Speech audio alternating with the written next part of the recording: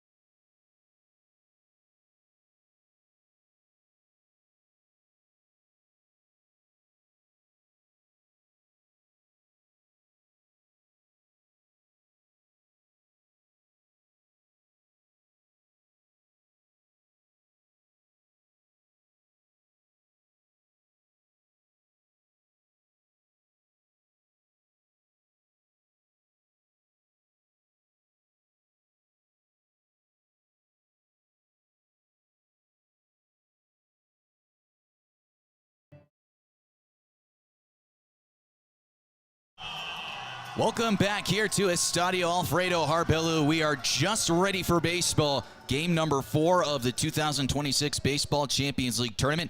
The first pitch, it's taken for a called strike to Carlos Sepulveda, and we are underway. Right on the dot at 7:05. We have been on time for every single first pitch so far in our 4 games. The 0-1 from Bermuda and sent foul third base side, and the count's quickly 0-2 on the left-handed bat of Sepulveda. 2 for 5 entering into the tournament this evening, a double. 3 total bases so far, an OPS of exactly 1,000. The 0-2 is taken upstairs for a ball. This Diablos team is going to have their handful with Bermudez. This guy with a 2.17 ERA back in 21, good enough to earn him the MVP in that Nicaraguan league. Very, very polished pitcher. The 1-2, up and inside. Well, for Bermuda, he's represented the Nicaraguan team in the 2026 World Baseball Classic, had 2 games, 1 start, 5 1/3 innings, giving up just 2 runs. They were both earned, a couple of strikeouts, a walk, and a 3.38 ERA. The lefty deals a 2-2. Up and inside, spinning Sepulveda out of the way. And the count quickly goes from 0-2 to now 3-2 full. A consistent member of the Nicaraguan national team, was part of the U23 World Cup and the 2022 World Baseball Classic qualifiers. Breakout season in 2021 went 10-8 with a 2.17 ERA. Sepulveda with a line drive into right center field, a base hit. Takes a turn around the pillow at first. He'll hold up there. And after falling to 0-2, a base hit from the Diablos leadoff man. And here come the Red Devils. 2 runs to start the first inning last night for the Diablos Rojos. So, you know, they started out hot, but they were kind of just trickling off. I think they'd like to put up another crooked number to get this game started, really set the tone against Nicaragua. I'll bring in Moises Gutierrez. Your umpires for this evening's ball game, Janet Moreno. She has balls and strikes behind home plate. Keith McConkey over at first base. Julio Molina at second, and Edwin Hernandez will be over at first. First pitch taken for a called first strike, starting things off at 0-1. So it's an experienced southpaw up on the mound for Los Dantos, and against one of the more threatening lineups that you will see across the course of professional baseball. The 0-1 comes up empty on 0-1, and it's quickly 0-2. And that does include Gutierrez, 2 for 3 last night, 2 RBIs to his name. So he was definitely having himself a day, looking to build off that performance. 2 for 3 with a home run and a couple of runs batted in.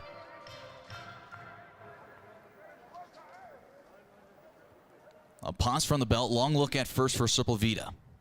The 0-2, and it falls downstairs for ball 1. And the wind is certainly going to be helping out hitters this evening so far. All the flags above the batter's eye blowing directly out towards right center field.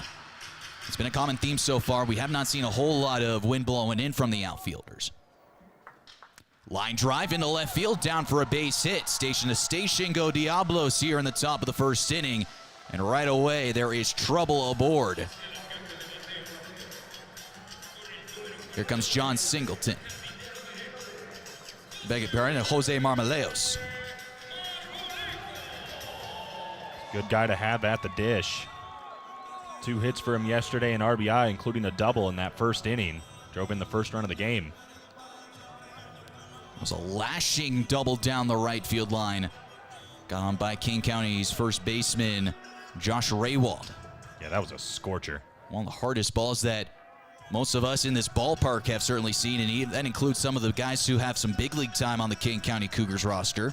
And a couple of hits went 2 for 4 in the ball game. One of the more threatening bats you'll see in this tournament for sure, the 1-0. Marmoleos, he'll take a strike on the inside corner. The count evens up at 1.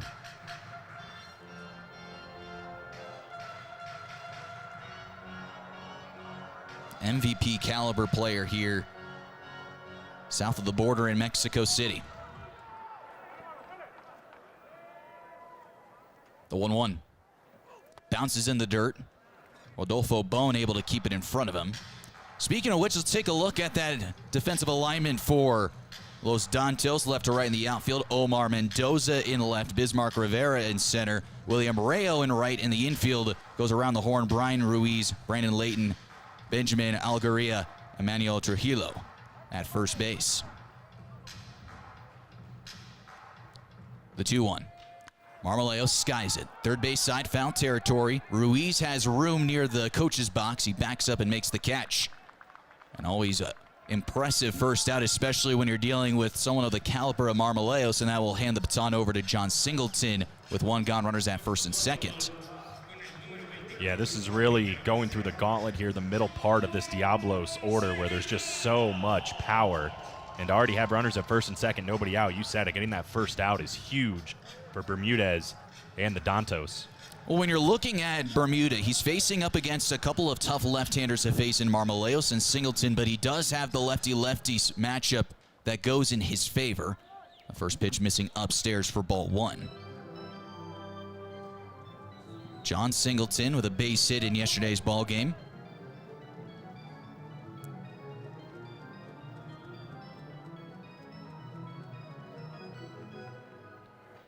The 1-0 is taken for a strike to even the count up at 1.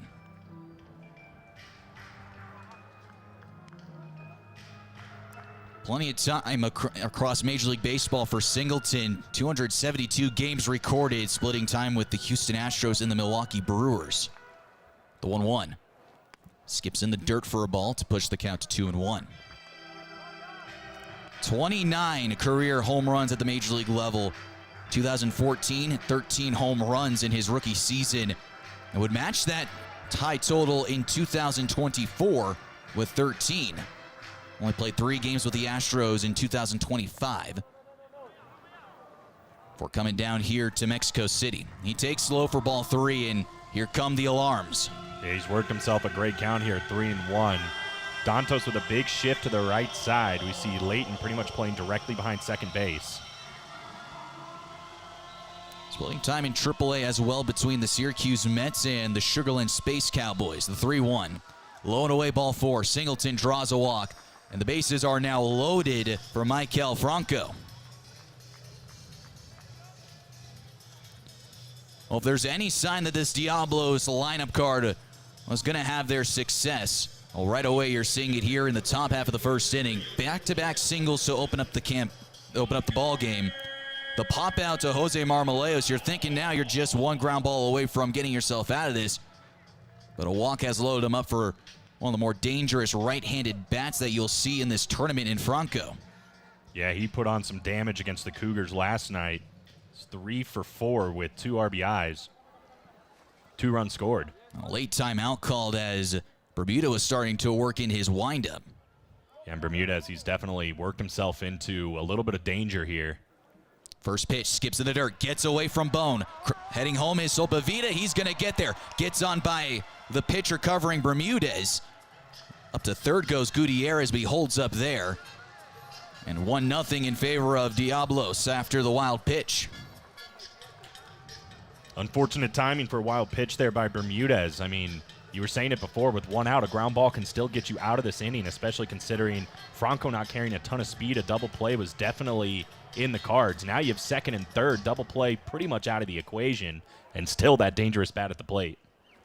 130 Major League home runs for the man that stands in the right-handed batter's box for Franco. The 1-0. Sends it foul to our right to even the count up at 1. 9 Major League seasons for Franco, splitting time in Philadelphia, Kansas City, Baltimore, and Washington.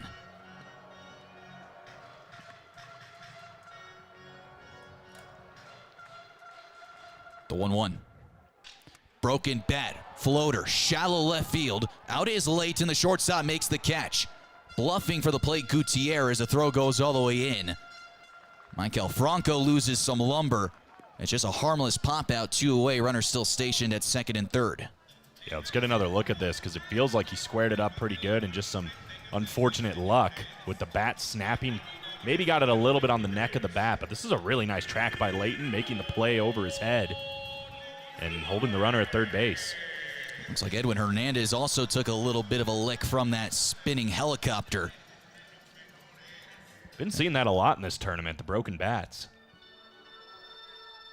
Well, like we mentioned, it's still spring training for a good amount of these hitters so far, so they're still trying to figure out their timing. You're also just getting sawed off or off the end of the bat more times than you would like to in these sort of scenarios. So here's Ramon Flores.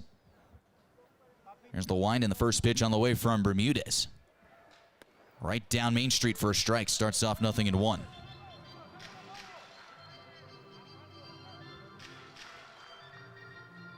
Another former major leaguer with 119 games in the show under his belt. The 0-1. Misses low and away to even things up at 1. Came across and scored last night. Picked himself up a single as well with an RBI, so made some production, a chance to make a big splash early in this game for Ramon Flores. Fouls it off. Now 1-2.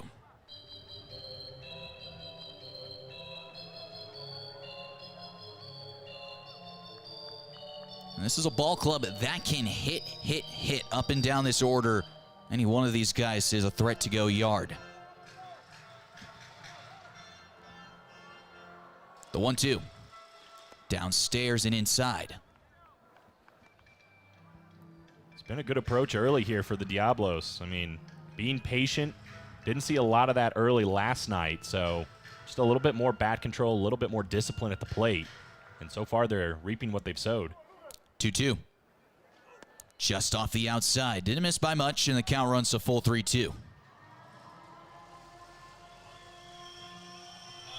The alarm sound once again here inside Estadio Alfredo Harp Helu, and the red ribbon boards are in effect.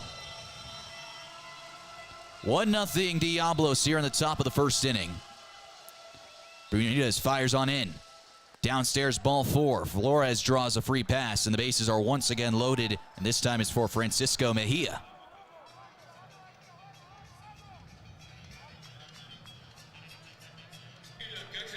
Danger all over this inning for Bermudez, and it doesn't stop. Looking at Francisco Mejia, he did have a single last night as well. Seems like there were hits all across the board for these Rojos, despite the run production maybe not being there.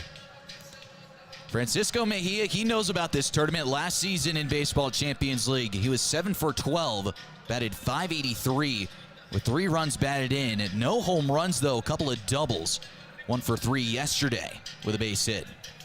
And with the bases loaded, a chance for Diablos to just break this one open before Los Dantos even get a chance to swing the twigs. And if you're on the other side in the dugout right now, Damian Mendoza, you're liking what you're seeing. It's so far been a lengthy top of the first inning, and you still are just sitting there waiting to get your bearings in. Well, your ball club could possibly give you a little bit of a cushion right out of the shooter. Bases packed, and the first pitch on the way to Mejia. On the inner half of the corner for a strike. 0-1. The 7th man to come to the plate in the inning.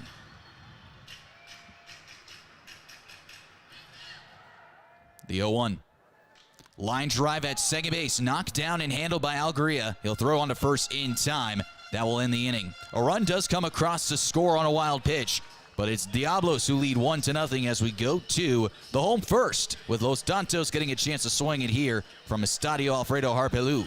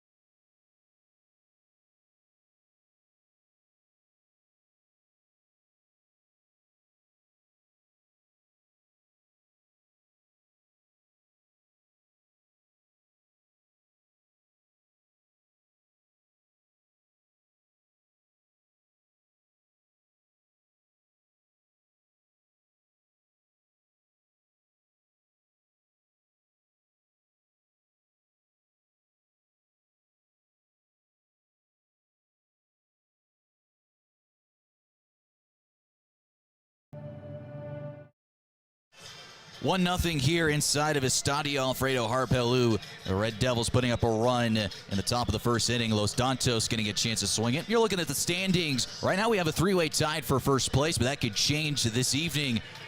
The Crocodiles, Los Dantos, and Kane County all 1-0 to open up pool play. And then the Red Devils and the Brothers falling behind with Mexico champions 0-1. And the Brothers yesterday dropping their second game in a heartbreaker of a walk-off. Surrendered to the Cuban champions. So Damian Mendoza takes the ball for the Diablos. First pitch missing outside to Bismarck Rivera. 1 ball, no strikes. We've seen a lot from Mendoza over the course of his young career at the age of just 25 years old. He's been a professional since going back to 2018 with a part of the Texas Rangers organization when he was in the Rangers Dominican Summer League before joining the Arizona Complex League in 2019, eventually making his way into the States as there's a line drive base hit into right field. Marmoleos goes to cut it off.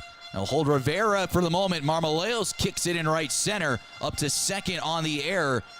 And we talked about the fielding in the pregame open, and right away, Jose Marmoleos, his second error of the tournament, and it puts a man in scoring position, representing the tying run here in the bottom of the first. Yeah, and his error was really costly early in the game against the Cougars and kind of set the tone for Kane County that entire time. So it's been a little bit tough out there in right field for Marmoleos. Here's Dantos' lineup: Rivera, Layton, and Mendoza, the top three. Trujillo, Rayo, Algaria, and then Bone, Robina, and Ruiz, the back third. And here's the first pitch to Brandon Layton. Takes a called strike on the inside half the plate. Yeah, and to just continue on Mendoza, a long time in that Texas Rangers organization. Made it as high as AAA in 2024 with the Round Rock Express, but eventually found his way back home here in Mexico. The 0-1 on the inside half of the plate for a strike on the corner.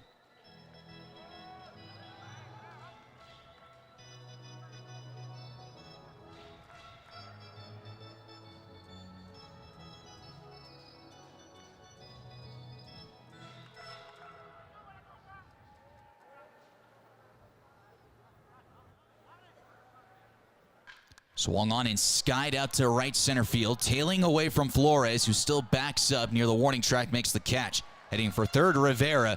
He's going to get there standing up. The tying run now 90 feet away here in the bottom of the first. A productive out, and that will send Omar Mendoza to the plate with the man 90 feet away.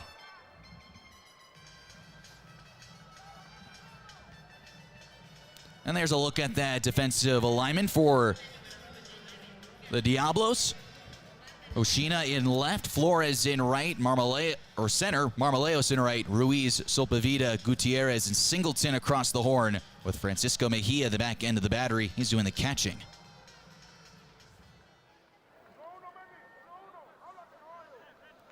Mendoza signing as an international free agent in July of 2017.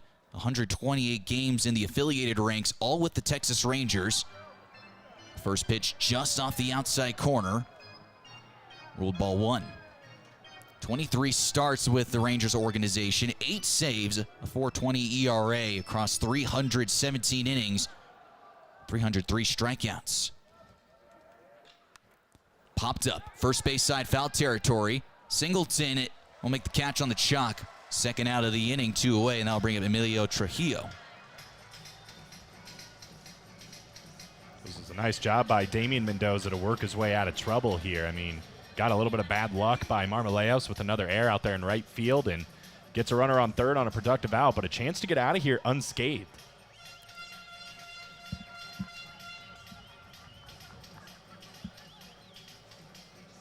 So here's Trujillo on the first pitch on the way.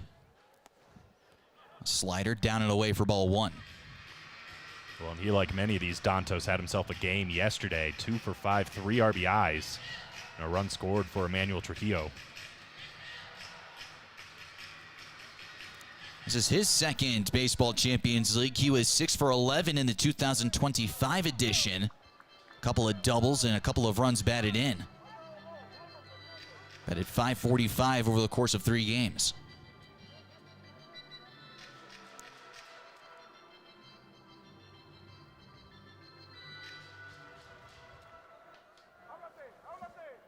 The 2-0. Ground ball and through the hole at left, a base hit. An RBI from Trujillo, and we are tied in the bottom of the first inning. That error comes back to hurt the Diablos.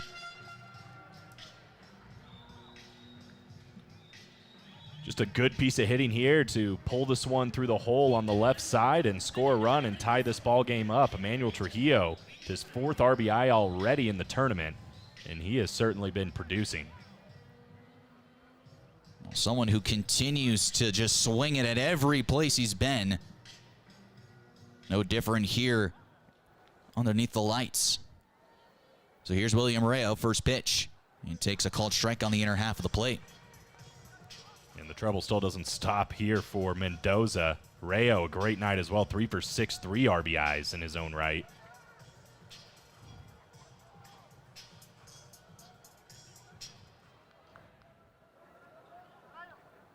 The 0-1. Jackknifes him to the backstop. It goes. Up to second goes Trujillo. Another runner in scoring position. Well, we saw the wild pitch hurt the Dantos in the top of the inning, responsible for the run for Diablos. And now an opportunity for Rayo to maybe push across the leading run here in the bottom of the first.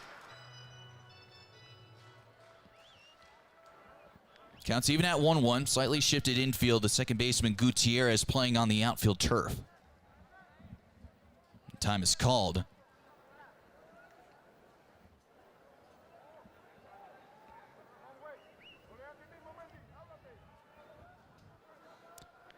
Back to work. 1 ball, 1 strike, 2 outs. Tie game at 1-1. Both ball clubs with a couple of hits to their names here in the first.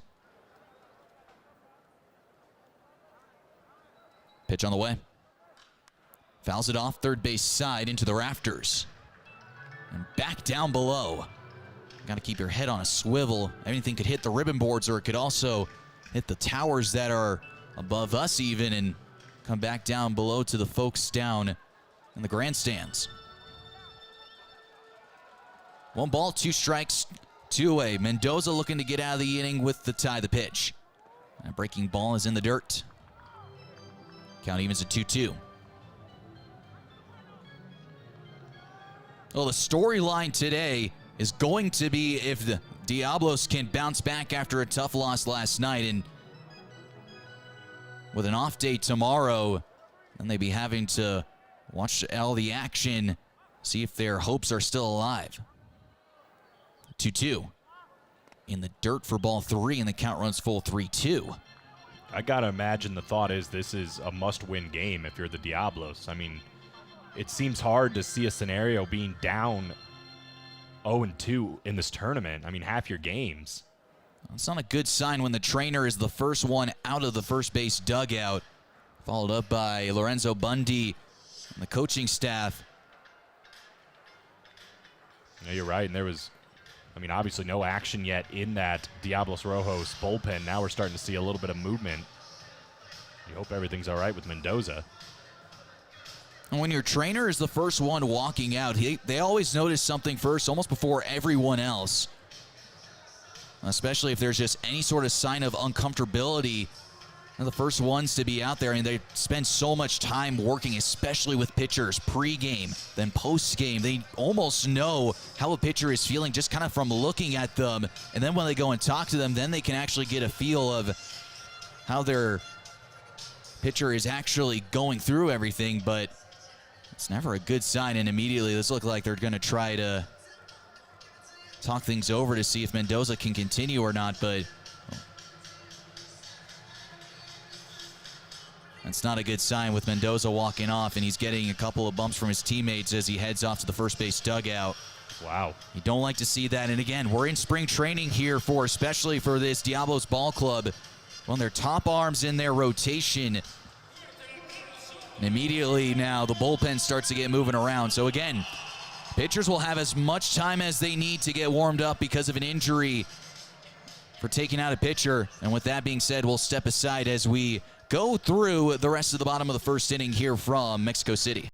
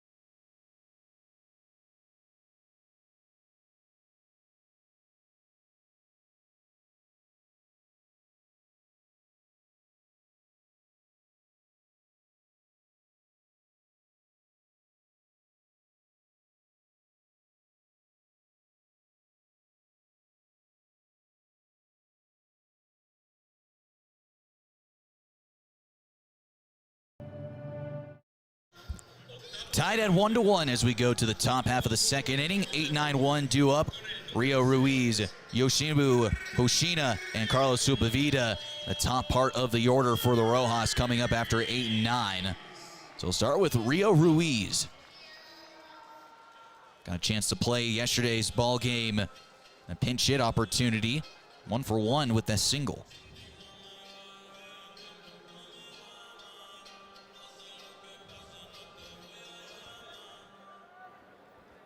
First pitch from Bermudez, and it's taken for a strike.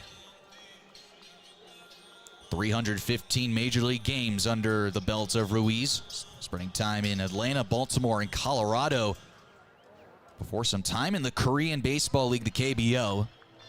Takes a strike, 0-2. And well, he was someone who had high expectations going into the KBO, but just did not get it done. He was struggling over the course of 27 games.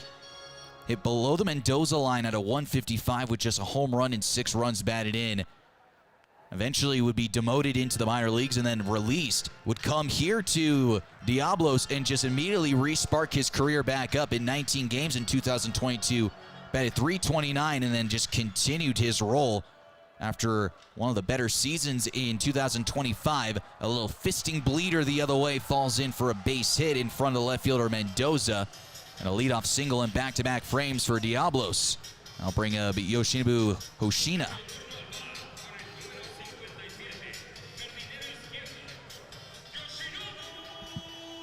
Saw Yoshinobu Hoshina come into the game as well last night. He took one deep to center field. He almost got it. Yeah, ended up being a nice track down by Armand Upshaw. Just died out in dead center field, which plays 410 feet away from home plate. Yoshibu sends it down the first baseline. It's a fair ball to the right field corner. Ruiz at second, rounding third. The ball's picked up by Rayo. A stop sign will keep Ruiz parked at third. To second, Hoshina with a double, second and third to open up the top of the second inning. And right back to work goes Diablos in the top of the lineup card. Gets their second chance in Sepulveda. Yeah, how about this poke right down the line? He caught Trujillo kind of moving over to his right to get into a fielding position and then pushed it right down the first base side all the way to the corner in the right field. And now trouble right away. Second and third, nobody out. And the top of the order due up for the Rojos Diablos. Sepulveda gets another chance to swing it. He had a base hit his first time up. He brought the game's opening run in on a wild pitch.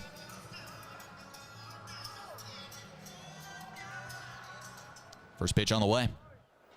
Goes after it, comes up empty, starts things off 0-1.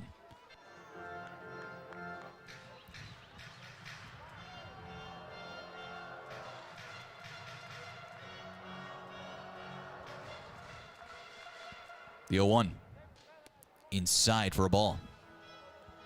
It's been a bit of a tough start for Bermudez. I mean, he is really kind of feeling what this Diablos lineup has in store. No big flies yet, but certainly some hard hit balls through the infield and into the outfield.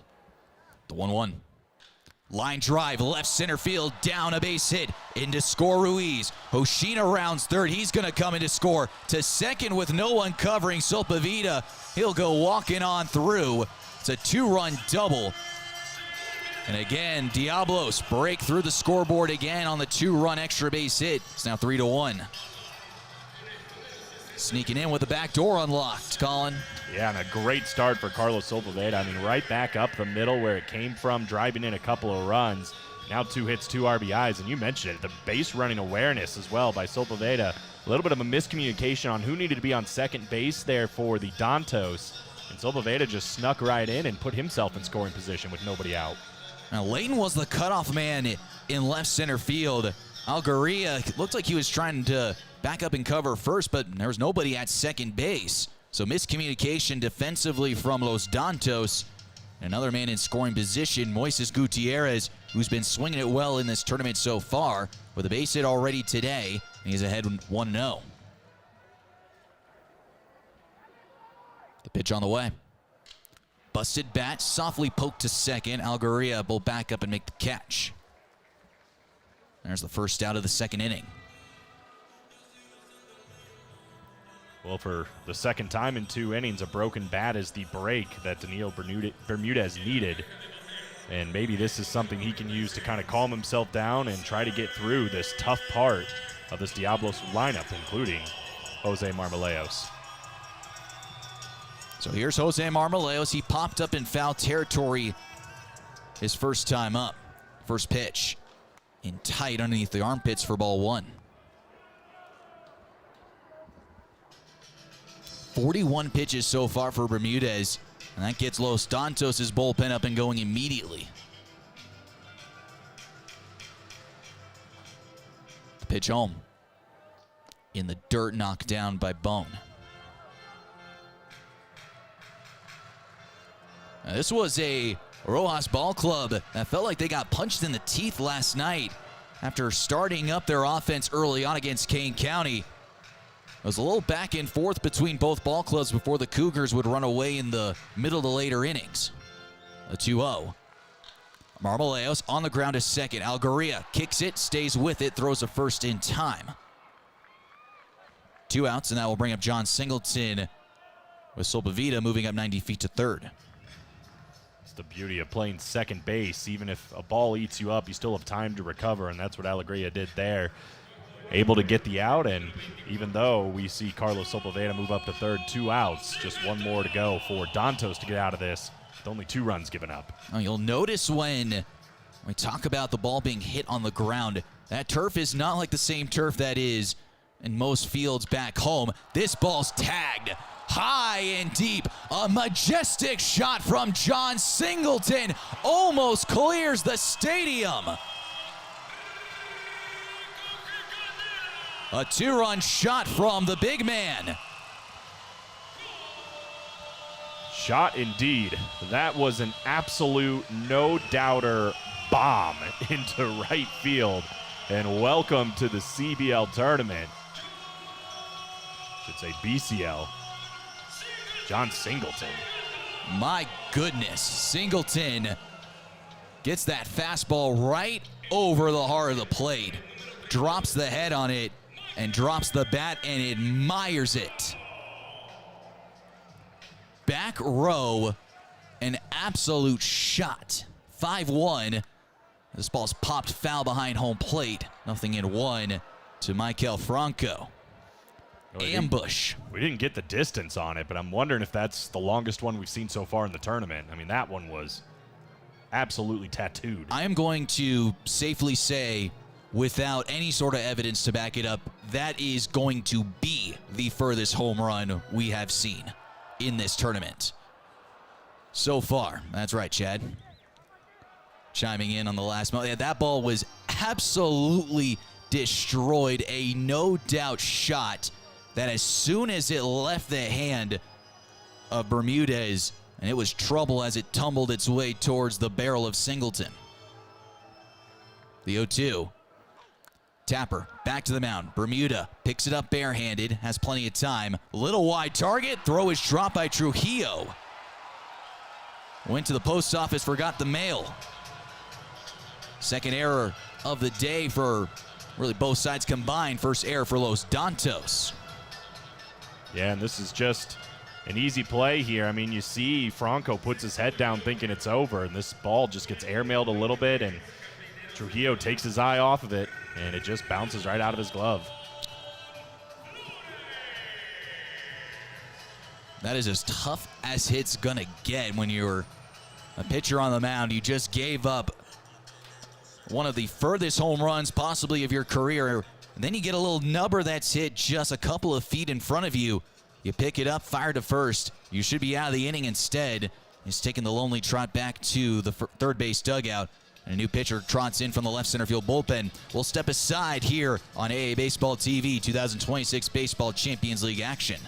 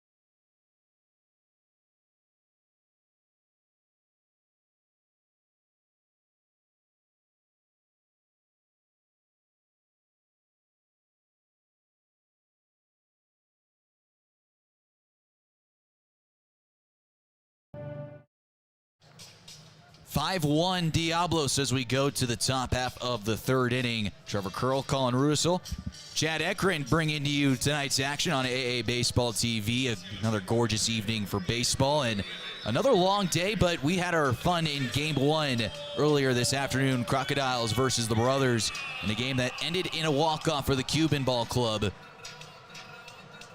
The Brothers will play tomorrow morning against the King County Cougars. First pitch taken for a strike, and then the nightcap, it will be this Los Dantos Ball Club taking on the Crocodiles. The Diablos Rojos getting themselves their off day. 0-1 check swing. Strike, Mejia goes around, 0-2. That's what's good about this tournament is that everyone gets at least one off day over the course of the week. And for the Crocodiles, they had theirs yesterday. Kane County has theirs today. Diablos will get theirs tomorrow. Ball that's flipped into shallow right field, and it's going to plop in front of Rayo, a base hit. A little parachute shot from Mejia. Base hit opens up his account here this evening. A leadoff single now. That's 3 consecutive innings with a leadoff base hit for the Diablos. Yeah, just dropping this one right into the Bermuda Triangle in right field. Nobody able to get there, and so far that's just kind of been the night for Diablos. Rio Ruiz will step in. He led off the top of the second with a base hit, would eventually come into score on the Sopa Vida 2-run double. This offense has come to play tonight. First pitch, squares around, pushes it down the third base side, but it's well foul. Well, that's something you probably will never see for the rest of the tournament unless a situation calls for it. A Diablos batter squaring around a bunt. Yeah, I think you can see that Ruiz is just kind of shifting over a little bit on that third base side, so it's pretty wide open down the line. And the other Ruiz, Rio Ruiz, just trying to find his way in and just fit it down over there. Takes for a ball to even the count up at 1. It's a good idea.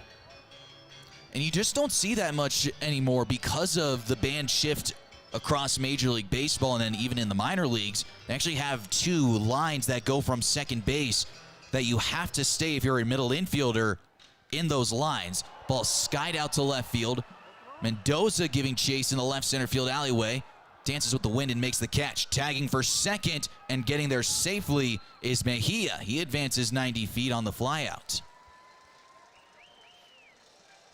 Yeah, you don't see that very often on a routine fly ball in the left field, but it was just deep enough and good enough awareness by Mejia to understand he might have a shot to get himself a little bit closer to home and take second base. I mean, you can see Mendoza. He wasn't even thinking about it.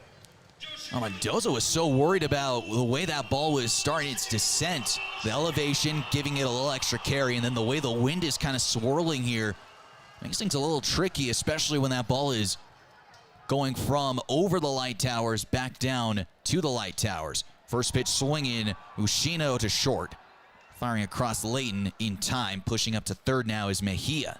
2 gone in the top of the order. Back up Sopa Vida. Gets a chance to swing it in each of the first 3 innings. He's made the most of his first 2. 2 for 2, 2 RBIs, 2 runs on a single and a double. He has been a dangerous man with some wood in his hands.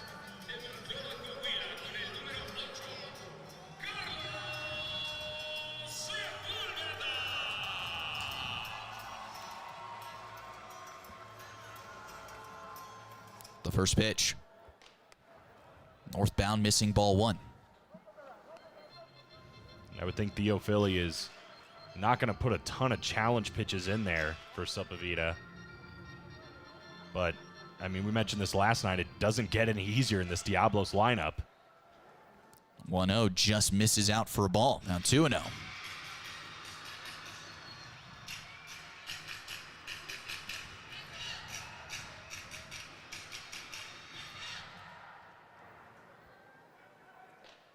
Missing upstairs for ball 3. Sopa Vida has himself a 3-0 playground now. Yeah, at this point, I'd be thinking a walk isn't the worst thing in the world. With Moises Gutierrez coming up, he is with a single, but he popped out his last time up. Strike taken, now 3-1. Sound the alarms once again. 3 balls, a strike, 2 outs. Diablos up 5-1 the pitch. Just upstairs for ball 4. Sopavita draws the walk, and now it's runners at first and third for Moises Gutierrez. Third time aboard for Sopavita. And he carries a little bit of wheels as well. It'll be interesting to see maybe if he tries to put himself in scoring position or if they just let Moises Gutierrez go to work at the plate. A base hit already today, softly lined out his last time up.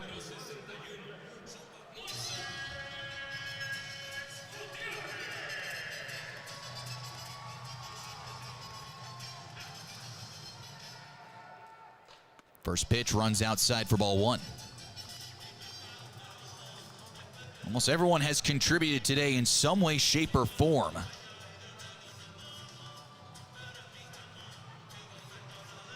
We're only in 2 2/3 of the ball game as well on this Diablos offensive side. 1-0 floats in for a strike. 5 runs across 7 hits. Compared to 1 run on just 2 hits for Los Dantos.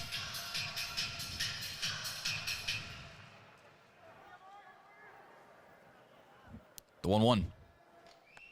Misses upstairs for ball 2.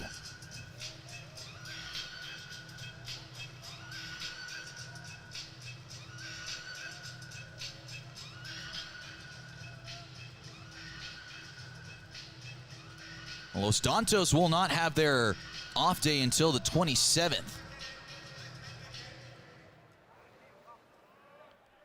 Line drive through the left side, a base hit. Moises Gutierrez will plate a run with Mejia. First to third will push Sopavita. An RBI single makes it 6-1 now, Diablos. And they just continue to produce. I mean, it feels like maybe they just kind of got themselves worked in after yesterday's game against the Cougars and now really starting to flex their muscles. And I mean, I think they probably know what's on the line. It's really hard to come back and win this tournament if you lose 2 games. So they know they need to beat the Dantos tonight, send a statement to the rest of the teams here in the BCL. Jose Marmoleos now steps in with runners at the corners. First pitch, jackknives him into the backstop it goes. Coming on in to score, Sopavita. He crosses the dish. It's 7-1 now, Diablos. Up to second will go Gutierrez. Third time crossing home plate for Sopavita in this game already in the 3rd inning. And the second time a pass ball has been the result of a run for the Diablos. And it's just something you can't have if you're the Dantos. I mean, this game's already at 7-1. You can't be giving away freebies. A wild pitch will advance a couple of runners. 1-0, Marmoleos will send it to the top of the netting. It's certainly one where if you are Rodolfo Bone, you want to knock that one down, especially over the last couple of innings. There's been a couple of them that have gotten away from you. The 1-1. Just misses up and away.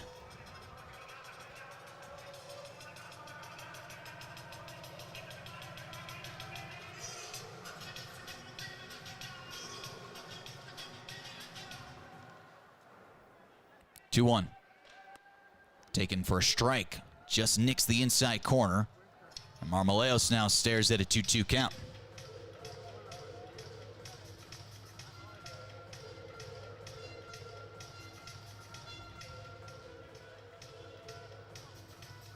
Time is called. Everyone will get a chance to reset. Marmoleos steps down and will hop his way back in.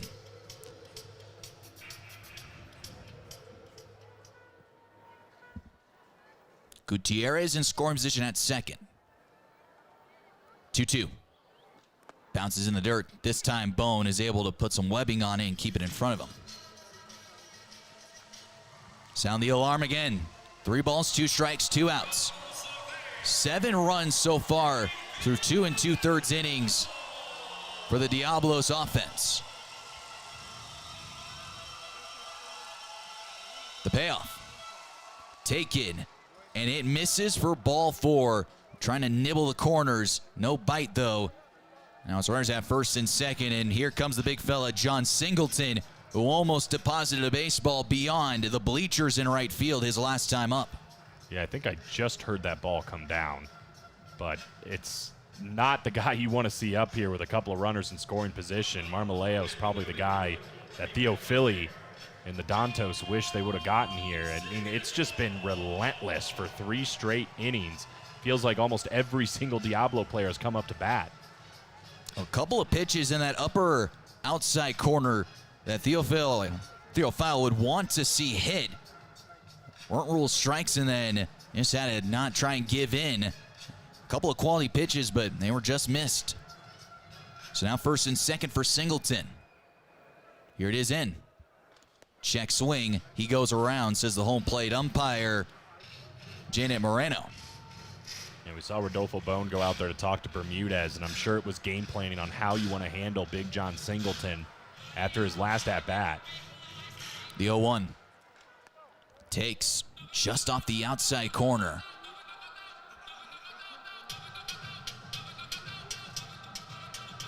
Good location, just missed it on the edge. You could tell Rodolfo Bone thought he had it. The 1-1. Ground ball sharply stung to second. Algaria will step in and fire to first to end the inning. 2 more runs come across the score for the Red Devils. We go to the bottom of the 3rd inning. It's 7-1 in favor of the Mexican champions here in Baseball Champions League 2026.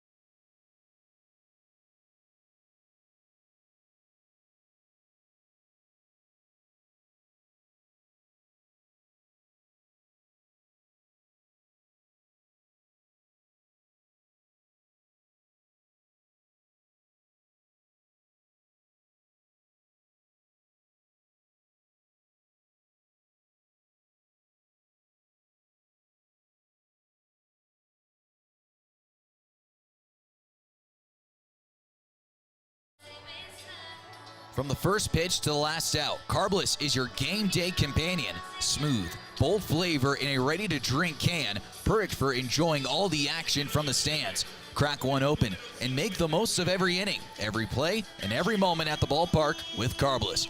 Bold flavor in every sip. Picking things up here in the top half of inning number 5, almost at the halfway point. 9-1-2 duo up for the Diablos, with Ronnie Theophili back out to work. Yoshibanu Hoshina leads things off. He had a double his first time up, grounded out to short. He's been aggressive, swinging at the first pitch early on, and that continues in his third at-bat. Pokes it foul down the third base side. Yeah, that is now 3 straight at-bats that Yoshinibo Hoshina has swung at the first pitch. And you see that pitch count going for Theophili up to 51 here in the 4th inning. Fouls it first base side, goes foul line to foul line. It's now 0-2. And now 4 for 4 on swings from Hoshina. Has not let a pitch go by yet. And a lot of batters are like that, just being aggressive early and feeling like they're going to see the best pitches early in a count that they're going to see. Well, Hoshina would be a declared free swinger. And it doesn't matter if it's a pitch out over the plate or if it's anything off the plate, he'll go after it. The 0-2. Softly hit on the ground to second. Algaria will step in and throw to first for the first out. And it's kind of crazy how we've seen the momentum settle in for both sides. The offense is, well, so far the top of the order comes back around. It was blitz back in the first couple of frames, but we're starting to see things settle in here in the middle innings. Yeah, Theophili's done a nice job of settling in, as you said, against the middle part and bottom part of this Diablos order. But now the top of this order that's been red hot, especially this man, Sepulveda, in the 3rd time that he has seen Theophili.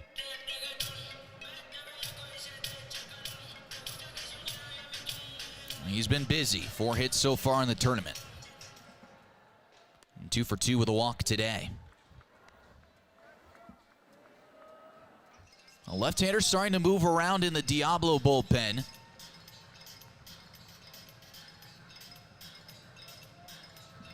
No one warming up in the Dantos side.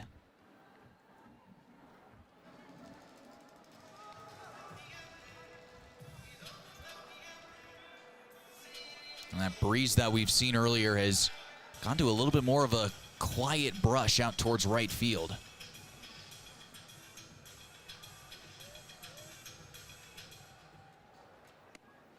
Off the inside for ball 3. And cue the alarms.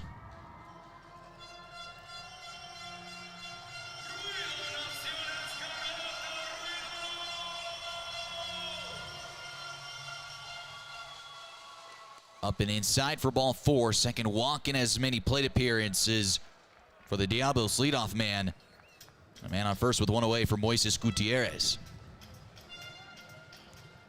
Really impressive stuff from Sepulveda. 4th time aboard in just 5 innings, and the previous 3 times he has come around and scored.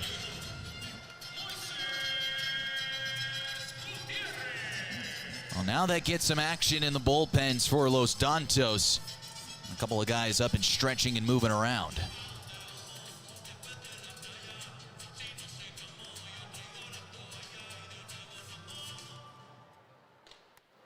First pitch misses just upstairs.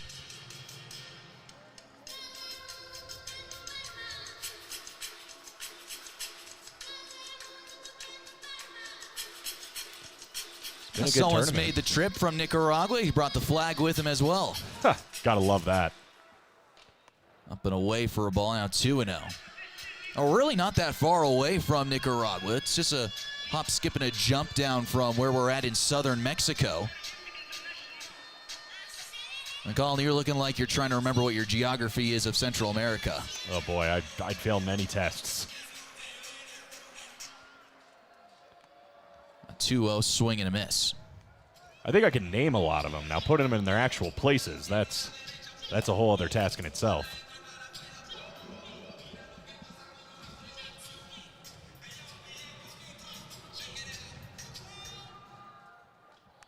Fouled back and count evens to 2-2. Moses Gutierrez, arguably the biggest bat so far in this tournament for the Diablos. 2 for 3 yesterday with 2 RBIs and 2 more hits and another RBI tacked on in this game. He is a dangerous man to be playing games with if you're Theo Philly. A southpaw up in the bullpen for Los Dantos. And Gonzalez spoils another.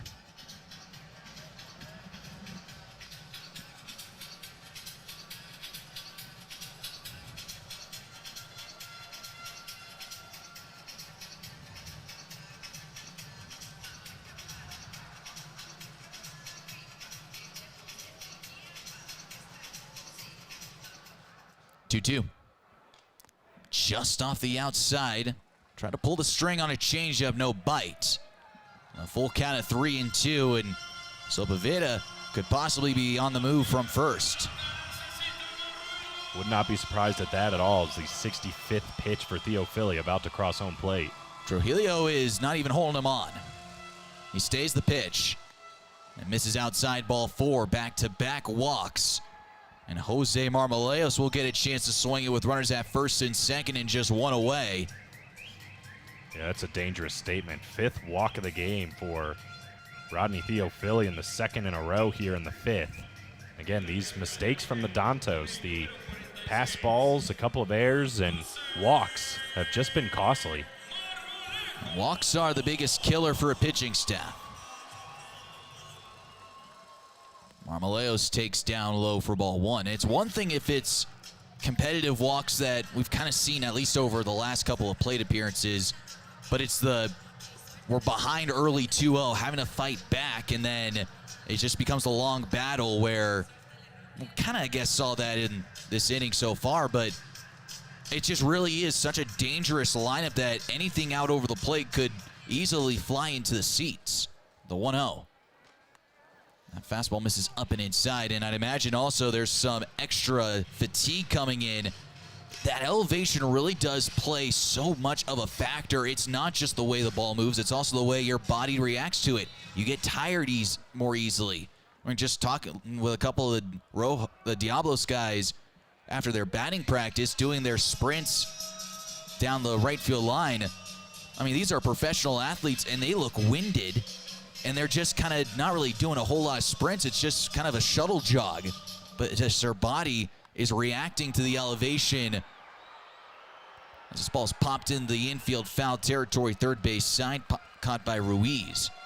2 away, and you could even take a marathon runner here, and even they would be starting to get gassed a lot earlier than usual. It plays a factor, and we've been seeing it both in fatigue and obviously with ball flight, including this man that's coming up, John Singleton, who hit an absolute missile back in the 2nd inning, and now he's got 2 more runners in potential scoring position for him. And this would be a big statement at bat if Theo Philly can get out of this. First pitch misses down low for ball 1. Yeah, he did a great job working off those back-to-back walks to force some weak contact from Marmoleos. And as you said, if he can get Singleton, all of a sudden, maybe that's some momentum for Dantos going into the top of the inning, or excuse me, the bottom of the inning.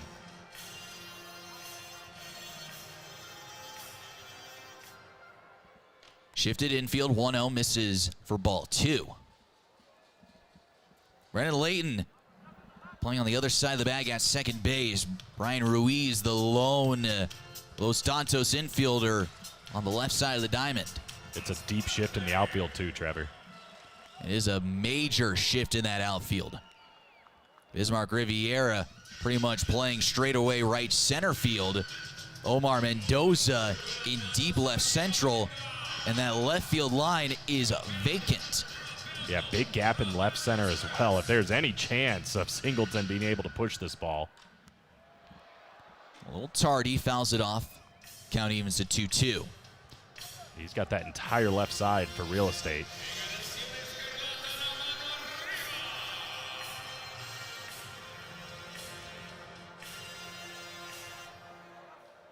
Two balls, 2 strikes, 2 outs. 7-1 Diablos. Runners at first and second. The pitch on the way to Singleton.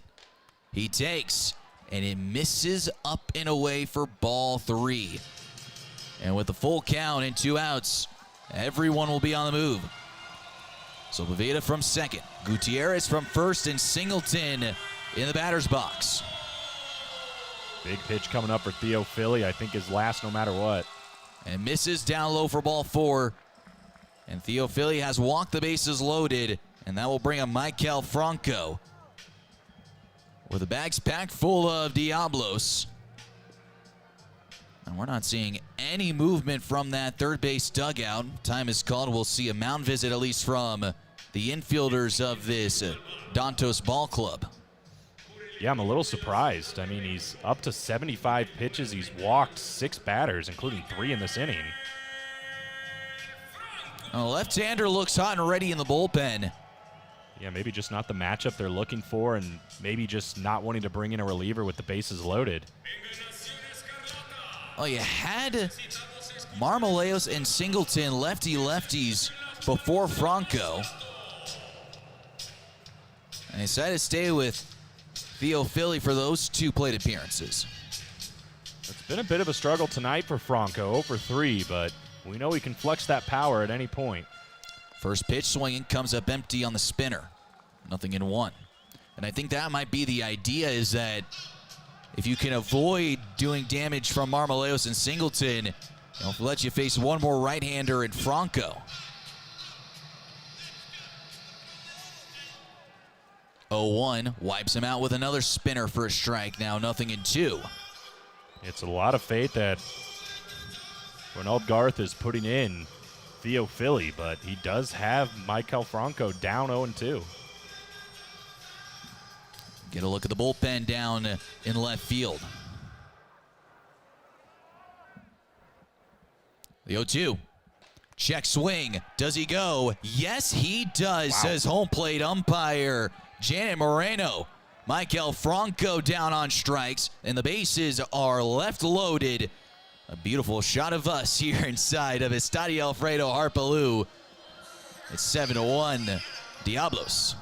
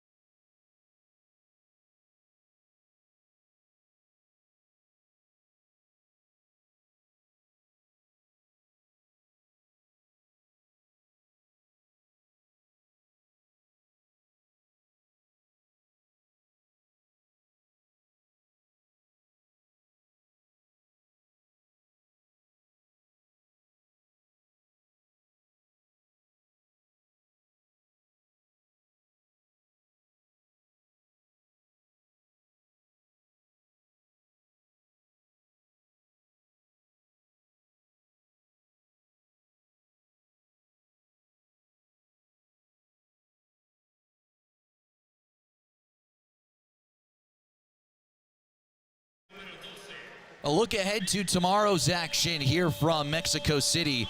Game number 5 of the BCL. It will start in the morning. The King County Cougars hosting the Brothers, 12 o'clock Eastern time. And then it's the nightcap once again. Los Dantos, this time I'm playing the home squad. They'll host the Crocodiles of the Cuban National Series. Thursday, March 26th, that'll be day 3 of our Baseball Champions League action. We welcome you back inside of Estadio Alfredo Harp Helu for the bottom of the 5th inning. We are at the halfway point.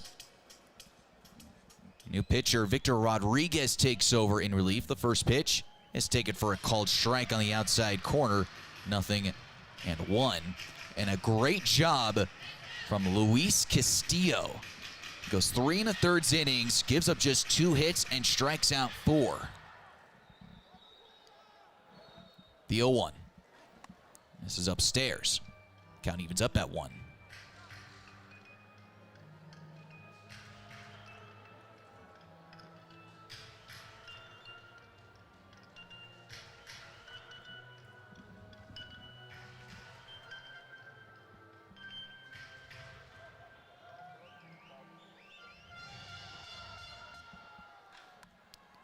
Sent foul first base side out of play 1 and 2. Victor Gonzalez at the age of 30 years old. Some time in the major leagues, 2020 to 2023 with the Los Angeles Dodgers, and the 2024 with the New York Yankees. 120 games, 3 starts, 3 saves, 112 innings of work and the show, a 3.36 ERA, 97 strikeouts, 44 walks. 1-2 fouled back.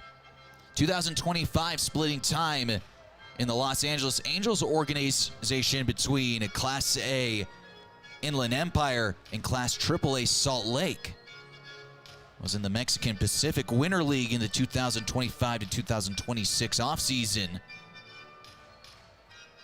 A pretty good campaign as well, 20 games with a 2.65 ERA. Another foul ball, and we'll keep things going. It just seems like all these Diablos players carry such a heavy resume.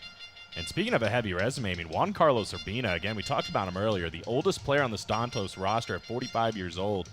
He is tied, actually, excuse me, all alone for the most wood bat era home runs in a season. 17 home runs in 2010 for the Nicaraguan League. Urbina grounded out his first time up. Won himself an MVP that year as well. The 1-2. Another spoiled foul ball. So I don't know how much power he carries now at the young age of 45, but at one point, this is one of the most dangerous men with a wood bat in Nicaragua. So is there leagues then in Nicaragua that have a metal bat then? Is that a thing down there? I don't know what they were using. It's interesting that they're specifying the wood bat era. Yeah. Well, let's dig a little deeper. Gotta love the internet. 1 ball, 2 strikes. Rodriguez, his first batter, facing here in the bottom of the 5th. And spoiled foul once again. A lengthy plate appearance to start things off. 7 pitches so far. Urbina just continuing to be a pesky man at the dish. There we go. There's a nice souvenir. Always nice to walk away with that. The thing about working games, you don't often get those unless they're coming right at you in the booth. Then you got to duck for cover. Yeah, aluminum metal bats. Popped up, first base side. Singleton near the dugout railing, but it's coming back towards the field of play. He makes the catch. Urbina out, 1 away for Brian Ruiz. So there is a metal bat league. There was. There was, They switched okay. it to wood bats, and yeah, Juan Carlos Urbina, the most powerful man, at least for the time, and still holding it for the most home runs in the Nicaraguan League with wood bats since that era. I really don't want to know what some of these guys with metal bats can do, especially in this ballpark. Right. Actually, never mind. I would want to see that. You'd think you were seeing high-scoring games. Chopper deep in the hole at short. So Bavita with a long jump throw, but it's far too late. Ruiz beats it out on an infield single.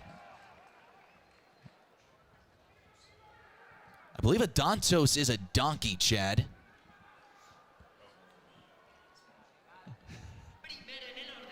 Well, always interesting, yeah. There's some interesting names across the Central America professional leagues. We have the Crocodilos, Crocodiles, and Los Dantos.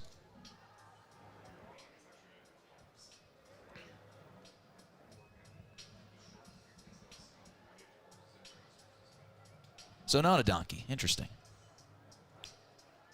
Yeah, so a Dantos is actually a Tapras. That's what we just heard from Chad Elkrin here in our ear. And this is a very interesting looking creature. If you're at the computer and stream this on AA Baseball, yeah, open up another tab and just take a look. Type in Tapras animal. And I've never seen anything like this. I think I've seen one at the zoo a couple of times.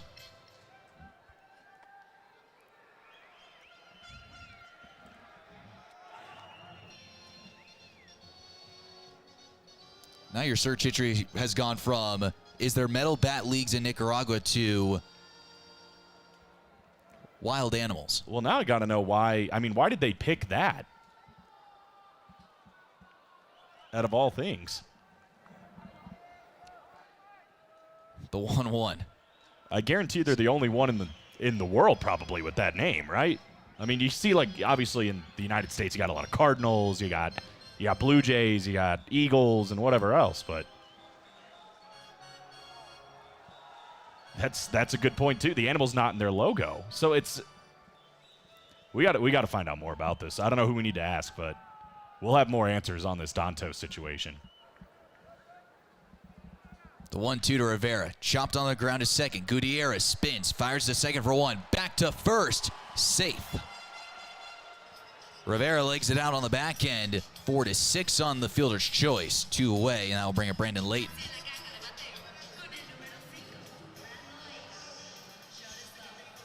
Attempt at the double play, but the speed really showing off for the Dantos here to keep themselves in this inning. And again, this is really where they need to start seeing the action happen. We're in the 5th inning. There's still some time, but chasing 6 runs, if this middle part of the order can start to produce for the Dantos, it's going to make a difference. You're holding the Diablos with a couple of goose eggs over the 4th and 5th innings. You have to take advantage of those opportunities to at least find your way back. A run here, a run there works, especially at this point. But once you get closer into the 7th inning on, it becomes big inning time, and that's where the pressing could possibly start happening. The 0-1. Swing and a foul. Now 0-2. Layton a double his last time, up 1 for 2 on the evening so far. Time is called, and we'll get a reset.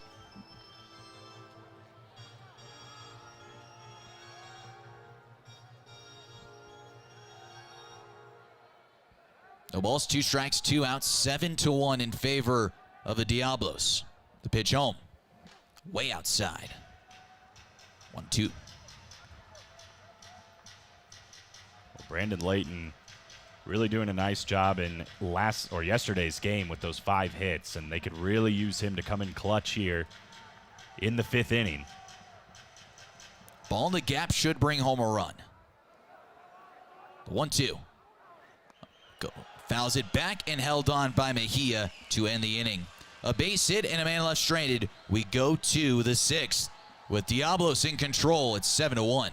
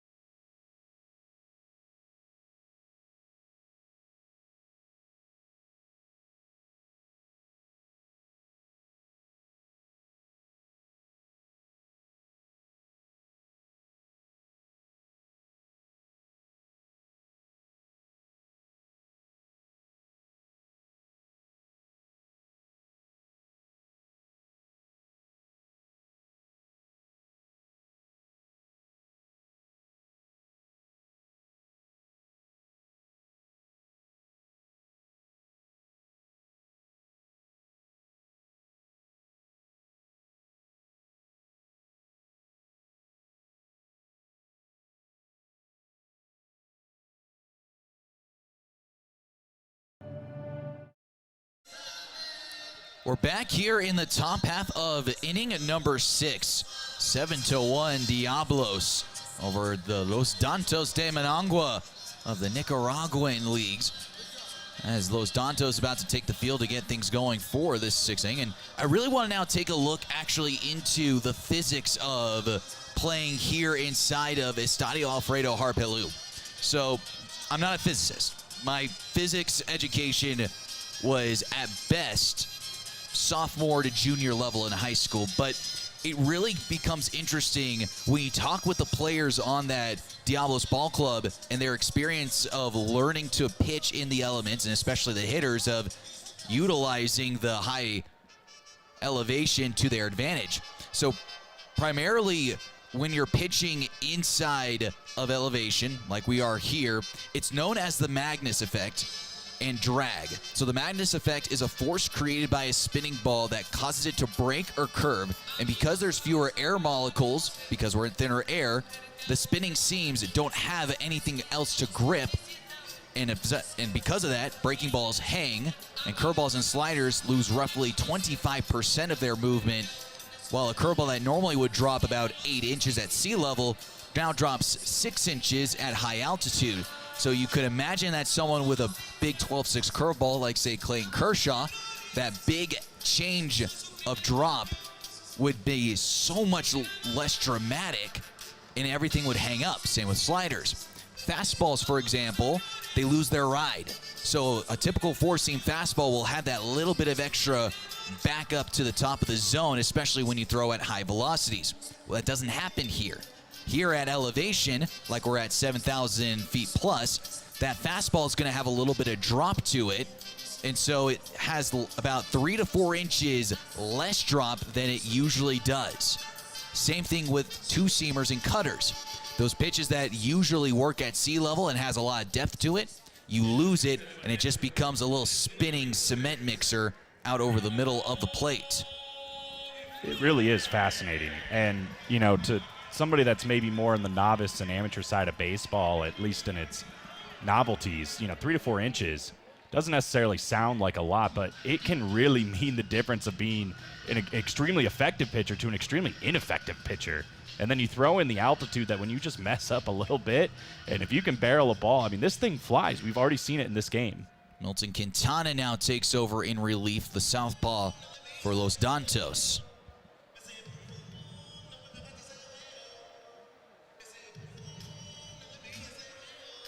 Roman Flores will lead things off.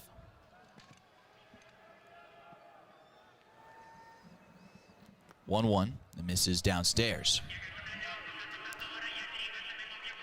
Walk, ground out, walk for Flores so far today.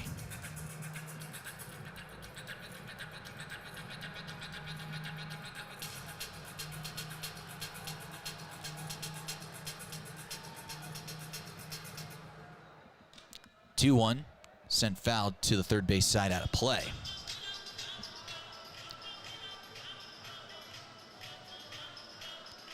Closes the book on Ronnie Theophile.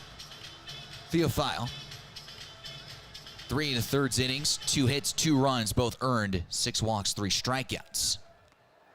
A foul tip, not held on to by Bone. Theophile, I beg your pardon. His day comes to a close, throws the sweatshirt on, and is back in that third base dugout. And temperatures dropped.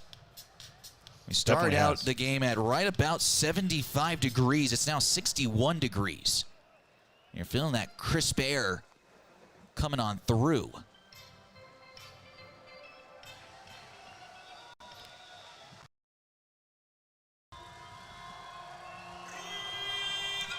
Three-two to Flores. Outside ball 4, leadoff walk to start things off. It's the third walk for Flores today. Francisco Mejia will now bat with a man on. It's the 9th walk as a whole for this unit for the Dantos. And again, Diablos had 3 walks last night. They've already tripled up from where they were, so they're doing just a lot better. But to your point, too, it just seems like they're having a hard time, they meaning the Dantos, on just zeroing in on that strike zone.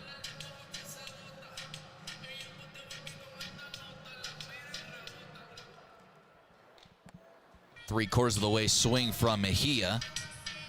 Starts things off 0-1. A ground out, a base hit, and a strikeout. 1 for 3 so far today.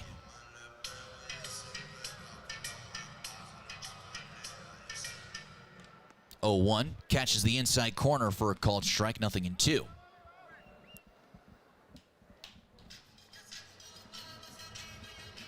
'26 Baseball Champions League from Mexico City, Mexico.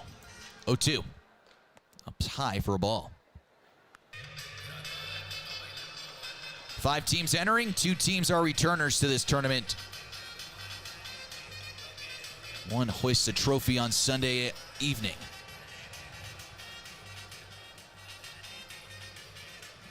The 1-2. Fouled back.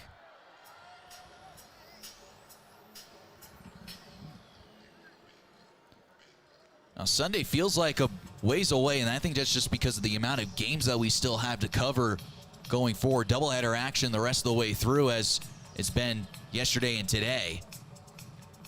You can really settle in and enjoy every single moment of each of these contests. You see the different scenery as well from this ballpark in the early morning to when we arrive sometime around 8:30 or so, and we stay here till almost midnight, especially yesterday, the late game continuing on, and it seemed like it was never ending.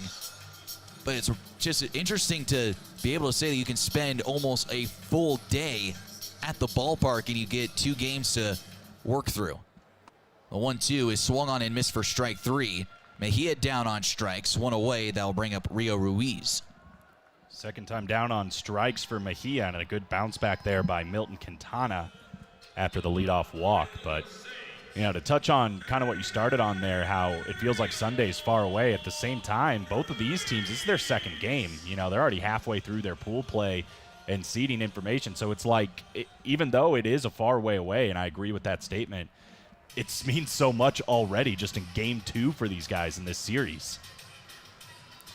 Well, it's a little different for the players because they only play 1 game a day. For us, we have 2 games a day, so it's a little bit different. That is true. Especially for them, they also get the off day as well on top of that, so everything gets kind of broken up too.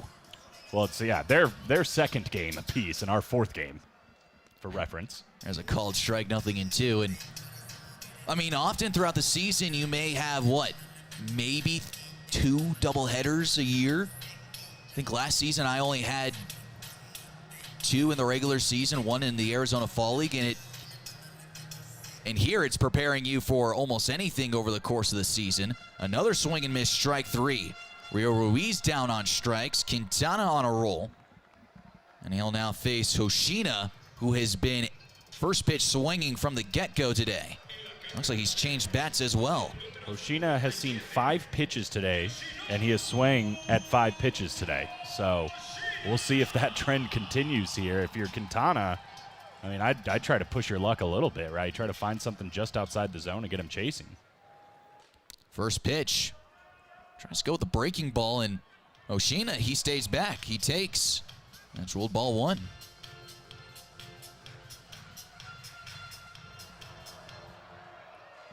He goes after that spinner and spins around the batter's box as well. They got a devil hat. Look at that. That's cool. Well, I visited the team store today, and let me tell you, it is something to behold. I mean, 2 stories, legitimate team store, a lot like you see in MLB stores around the country in the United States, and a lot of options for hats and plushies and shirts and sweatshirts. Really great display. Busted bat, softly hit to third. Brian Ruiz goes across to first to end the inning. More firewood created here on this Wednesday evening as we go to the bottom of inning number 6, 7-1, Diablos Rojos.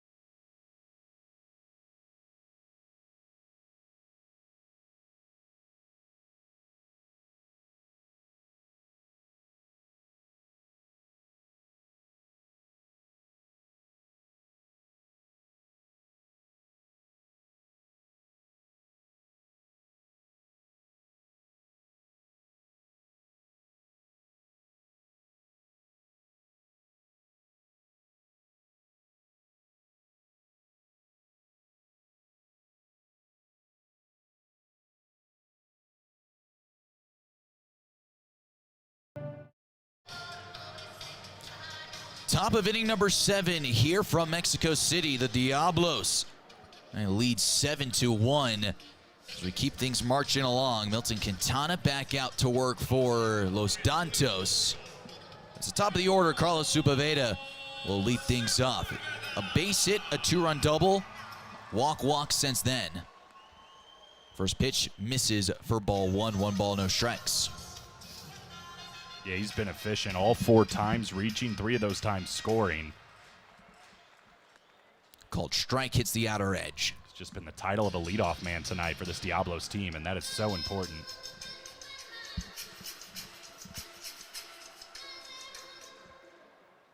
A little bit of a delay.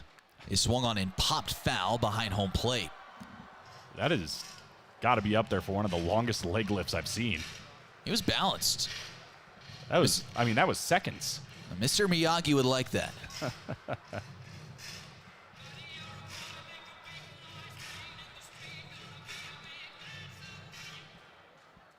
The 1-2. Just misses up and inside. 2-2 now. A run in the first, 4 in the second, 2 in the third. So far, that's been Diablos' offensive explosion. Ground ball softly hit over to second. Alegria will toss it over to first. There's 1 away. Well, that's a rare sight tonight. Carlos Sepúlveda going back to the dugout after his at-bat. That just hasn't happened. His first time going down, but a good sign for Dantos. I mean, we saw it earlier today, the big 7th inning from the Cuban team, the Crocodiles. If they can just kind of hold this where it is and maybe just have that explosion that we know they're capable of, can turn this ball game upside down. First pitch to Moises Gutierrez, and he takes for a ball.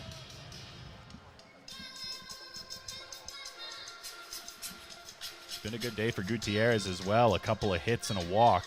RBI to go along with it. Switch hitter swinging it around from the right-hand side with the southpaw Quintana.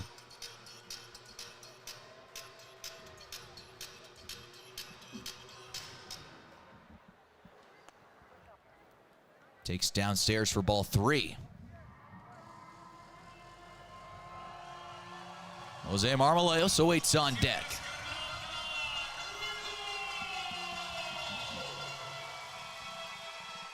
Taking all the way and taking ball 4. Another walk. I'll put a man on at first for Marmoleos. Yeah, we have officially reached double-digit walks now for this Dantos team, and it is hard to win games when you're walking that many people. Considering that most of those walks have happened since the runs were scored, they've gotten away with it. Now, that is not always the case, though.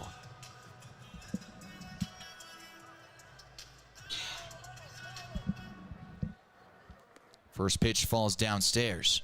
So 2 walks back in that first inning. No walks at all in that lengthy second. Just 1 walk did come in to score in the third. But ever since then, it's been 1, 2, 3, 4, 5, 6 since that last run has come across. But you are right. They have not really had to feel the damage of all these walks. It's been 3 scoreless innings that they put up. And, you know, the defense and the strikeouts as well kind of coming into play along with those walks. It's just not being able to get anything going on the offensive side.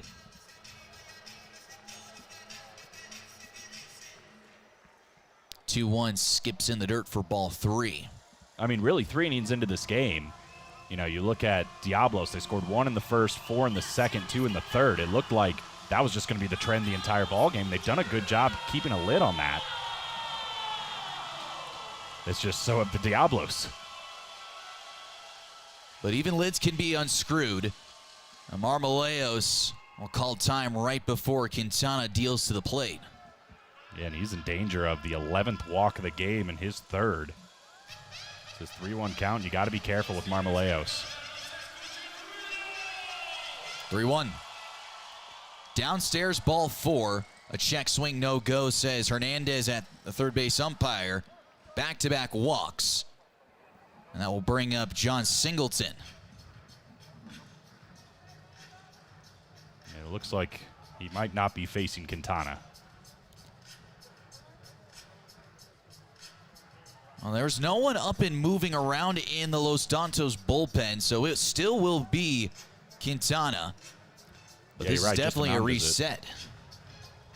It was just such a long look there by Renaud. I thought he was trying to look for somebody that's coming out, but no, you're right. Just a visit here.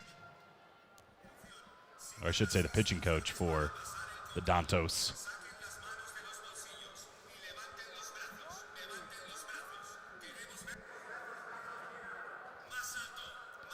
Singleton drew a walk his last time up.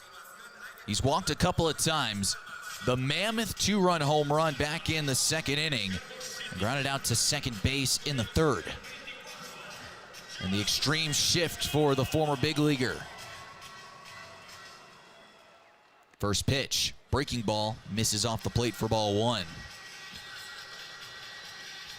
Yeah, just as dramatic as we saw it before, it's actually Leighton that's holding on the runner at second, and he's playing from the second base side. Leighton's the shortstop. Brian Ruiz, the lone man on the left side of the diamond. The 1-0. Big swing. Singleton was looking to go dead central. Came up empty.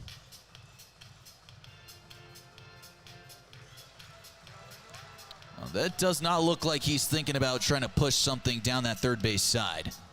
He's looking to elevate and take another trip around. 1-1. Falls outside. Count pushes forward to 2-1.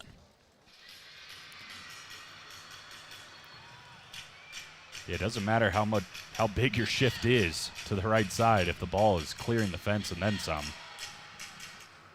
2-1, pulled on the ground, stabbed at first by Trujillo. He'll go to first base with the pitcher Quintana covering. The shifted infield takes away extra bases and a couple of runs. Moving up to second and third is Gutierrez and Marmoleos. Yeah, Trujillo was thinking about trying to do a double play there. Had a little slip, and also I think just noticed he wasn't going to have time, made the right decision, and just flipped it to his pitcher, Quintana, to get that out.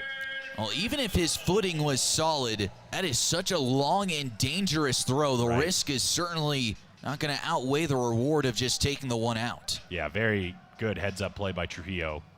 Baseball IQ on display there. So here's Maikel Franco. And he has had multiple opportunities to hit with runners in scoring position, but he has just not cashed in. Had the bases loaded back in the fifth inning, struck out swinging. A couple of Ks on the day, including a pop out, and he reached on an error. And he comes up empty, chasing the top shelf good stuff for a strike. And now we're one strike away for the second time in 3 innings. Dantos getting out with the bases juiced, or I should say 2 runners in scoring position. Quintana trying to walk around a tightrope again. The 0-2 falls outside. And you can really only walk a tightrope for so long until the balance starts becoming overpowering. He's been able to avoid the big window so far and keep himself on the beam.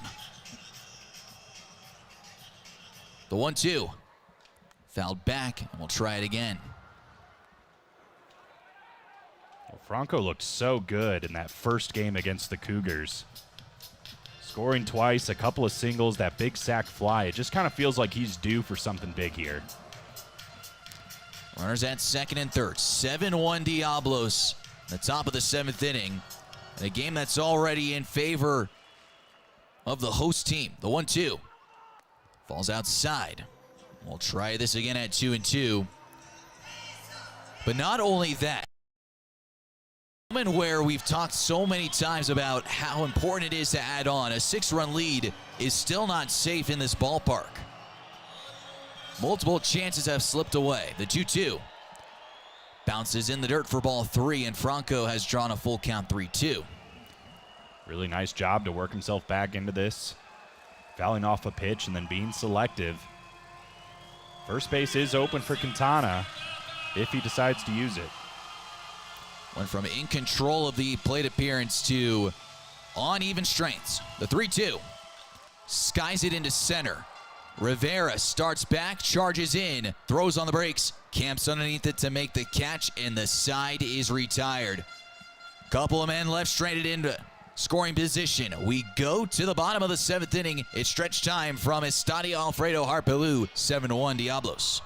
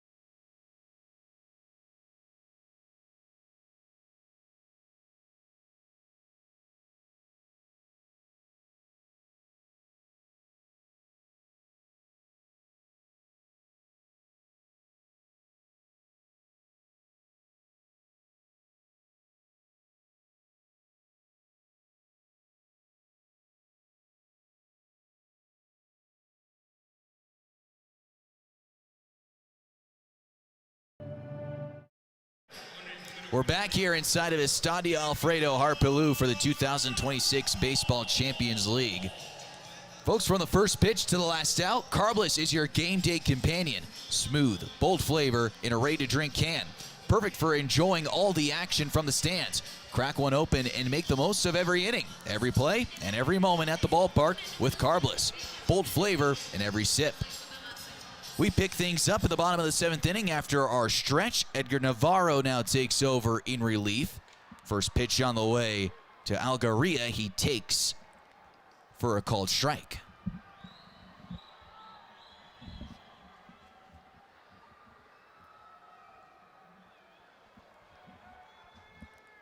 Base hit his last time up, 1 for 2 so far on the evening. Ground ball through the left side, a base hit. A multi-hit day for Algaria. He's aboard, and maybe that's the spark that Los Dantos needs to get something moving in the back third. It's where they did all their damage yesterday, and he's the first Dantos now to get to double-digit hits. He's got Rodolfo Bone coming up now, over 2 with 2 strikeouts, but again, he was such a key factor in all the runs being scored for this Dantos team yesterday morning. So the leadoff man on base. And for just the second time in this ball game, the leadoff man is on. First pitch swinging, slices it foul, out of play. Well, we'll see if history repeats itself. Again, the big 7th inning for the Crocodiles, the Cuban team this morning. That is what led to their comeback win against the Brothers. The 0-1. Takes in the dirt. See if there's a little magic for the Dantos. And it's the back third action, and this is where the pressing usually starts to happen. And again, teams with more experience are less into that pressing stage. But you're running out of outs. The 1-1. Taken down low. That's the important thing. I mean, there's just been no consistency either up to this point, but they can change on a dime. I mean, we saw it just yesterday. Well, if you look on the other side of things, we already have 11 walks issued by Los Dantos. Rojos, Diablos, they haven't even issued 1 free pass. Everything has had to be earned by Los Dantos offensively. That could happen here on 3-1, though, to Bone. But there's been no gifts given whatsoever except for that error back in the bottom of the first inning by Marmoleos. Yeah, where they scored their only run, by the way. So, I mean, that's a great point, Trevor. The 3-1. And there's the first free pass. So maybe that is how things start cooking for Los Dantos. A base hit and a walk, and for the first time since the first inning, multiple men on base for Los Dantos.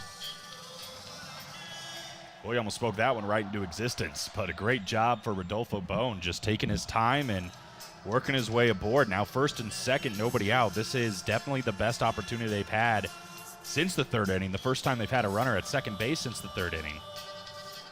And even that came with 2 outs. And this is not a we need to get one. This is a crooked number inning, minimum of 3 runs need to cross the dish.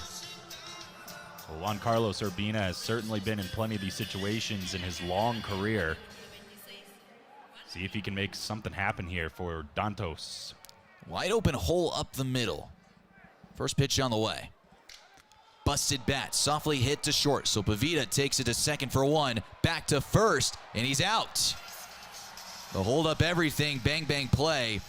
First base coach wants a challenge. He's already putting the headsets on, but it's up to the third base dugout if they want a challenge. Yeah, hand went up. This was bang bang, like you said. It's probably going to be overturned if they decide to challenge. Live, he looked like he beat it out. They called him out, but I think you're right. It looks like he gets there pretty clear and obvious. I think this will be a quick challenge. About half a step. Yeah, this will be very quick. And, I mean, again, this is why it's good we have this. Mistakes happen. We're human beings, but it's just great to make sure we get it right, and it doesn't end up affecting the game. I mean, everything happens so fast down on the field, and we have the luxury of seeing it frame by frame up here on the replay. Absolutely. But you just hope. I mean, this should probably only take 1-2 looks just to confirm. And we'll get Juan Carlos Urbina over at first and Benjamin Alegría at third with 1 out.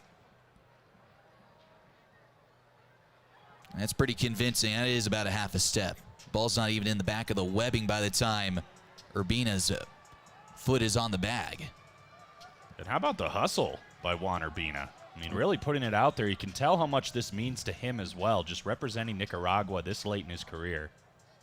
And this is a big tilt call here because that puts runners at first and third if the call is overturned. The inning is still alive. The top of the order could be coming up with men on base. Brian Ruiz would step in to hit. Headsets coming off. And they overturn the call. Safe it is. So a successful challenge by Los Dantos. They retain it. So runners at first and third. Brian Ruiz will step in.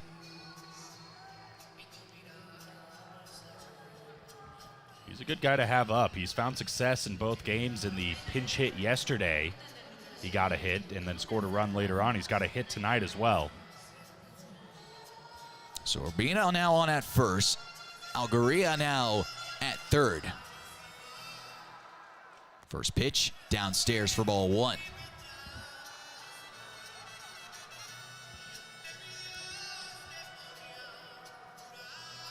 The top of the order looming. Bismarck Rivera sits on deck. Ruiz a base hit his last time up, 1 for 2. The 1-0. Jackknives him off the inside for a ball, now 2-0. And the Diablos bullpen has some characters moving around.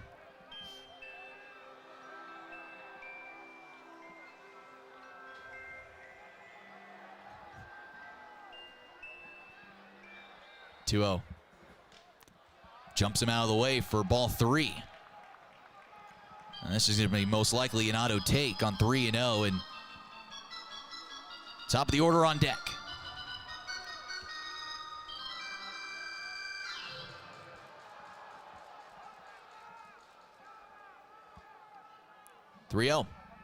It is an auto take, and it is ball 4. Second walk of the inning. Bases are loaded. Los Dantos, maybe some momentum can finally go their way here tonight. And it brings Bismarck Rivera in the top of the order up. Definitely the most productive inning we have seen from Dantos since the first inning. And now bases juice, just the 1 out. You mentioned Bismarck Rivera. We talked about it a little bit. But 3 hits and 4 RBIs for him last night, or I should say yesterday morning. Well, you're one swing away from making this a bloop and a blast ball game. Bases are loaded, and one of your top hitters now at the plate,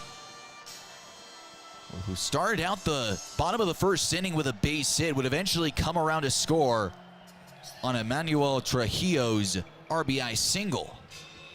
Well, and the firepower that's behind Bismarck Rivera as well. We got Leighton, he had 5 hits yesterday. We saw Mendoza with the home run. Trujillo's been hitting the ball hard. I mean, this has the makings for sure of becoming an opportunity for Dantos to put up a crooked number. And that same point, one ground ball away, and all that momentum is gone. It would be the ultimate rally killers if that were to happen. Los Dantos trying to put some runs across, though. The first pitch. On the ground at first, past the outstretched glove of Singleton into right. 1 run's in to score. Here comes the second run, Urbina. He slides in. The ball gets away. Coming back to the plate is Ruiz. He's gonna score. 3 runs come across. A throwing error gets on by the catcher Mejia. Up to second goes Rivera. 3 runs cross in, and here comes Los Dantos. They get that break they've been looking for, and it's another error by Diablos that gifts a run or 2. Well, this was a chaotic sequence of events. First off, Bismarck Rivera with a really nice hit to put that ball through the hole on the right side. It was 2 easy runs that came in. Good base running in the right away for Bismarck Rivera to get himself to second on a throw to home, but the ball goes all the way to the wall, and at that point, Ruiz is able to score, and all of a sudden, this is just a 3-run ball game with another runner in scoring position. And there was slight contact at third that Ruiz made on the other Ruiz, who's the third baseman for Diablos. So even if the run was quote-unquote cut down at the plate, it would have been interference, and we would have seen the run, or excuse me, I believe that's obstruction. Interference on the runner, obstructions on the fielder, and that would have been a run regardless. 7-4 now. And it's taken inside for a ball on Brandon Leighton, and now the Nicaraguan crowd has something to cheer about, and some action could be in play. Well, I mean, this is right where you want the action to be with 2, 3, and 4 due up. Takes for a ball. It is a real opportunity here for Los Dantos and Nicaragua to start to crawl themselves back in this game. I mean, if Leighton can do what he was doing all day yesterday and just find himself a gap, score another run, and make this a 2-run ball game, I mean, who knows what can happen. The 2-1. Hard hit up the middle, stabbed by Sopavita. Pops up, throws a first, it's in time, a web gem. Saves a run, saves a possible extra base hit. 2 away now, and that will bring up Omar Mendoza. And Lorenzo Bundy heads out to the mound. He's going to the bullpen, and that will close the book on Navarro here in the 7th. Great play by Solpaveda just to squeeze that in real quick. I mean, that is a momentum killer at that point. If that goes in the outfield again, all the momentum just keeping up with these Dantos. We call to the bullpen, and we step aside. 7-4. Los Dantos making things interesting in the back end of tonight's ball game here from Mexico City.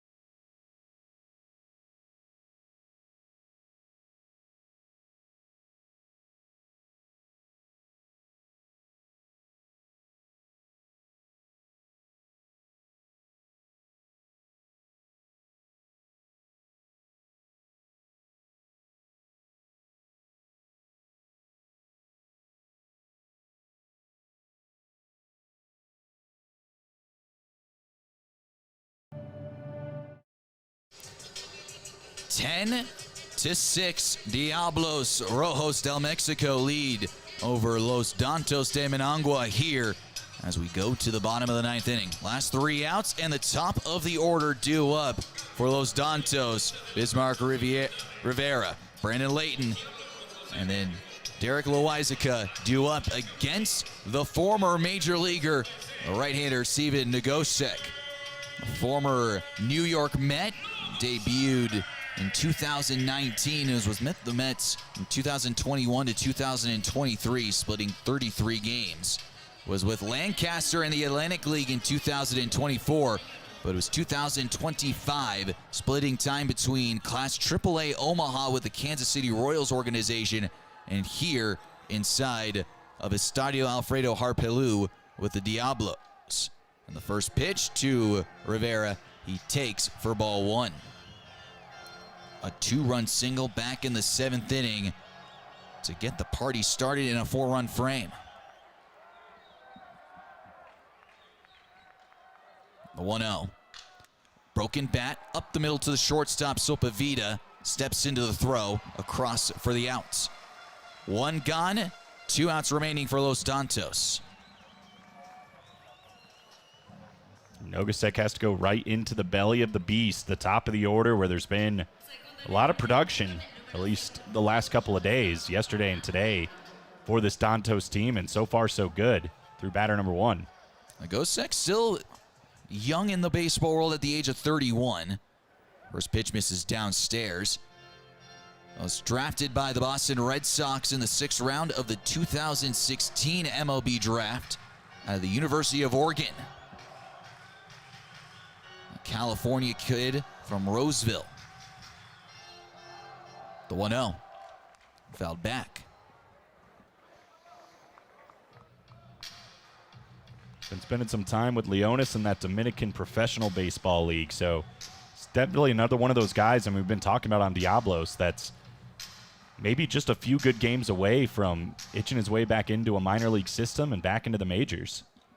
1-1 misses low and outside. And there's so many guys on that Diablos pitching staff who you could say could get a chance over the next couple of months. James Caprillion gave us a good reason to pay attention after his start yesterday. 2-1, another broken bat, tough play. Sopavita can knock it down, but that's all he can do. Be a 1-out single by Brandon Layton, a multi-hit day for him, and Loizaga will step up with a man aboard. Yeah, a lot going on this play, and it was a tough bounce anyway for Sopavita. He did the best he could with the backhand, even that deep, though. With the speed of Brandon Layton, it would have been a tough play. I think correctly awarded a hit. The ball was hit so soft, no chance to crash in, or you're taking an extra spinny short hop, so instead drop back and try and knock down a long hop, and that's what Sopavita decided to do. The first pitch to Loizaga. He was chasing after it in the dirt, nothing in one. Just the second at bat in this BCL tournament for the young 20-year-old, but his first one came up big. An RBI single back in the 7th. Bounces into dirt, and the count evens at 1. Pinch hitting for Omar Mendoza in that 7th inning.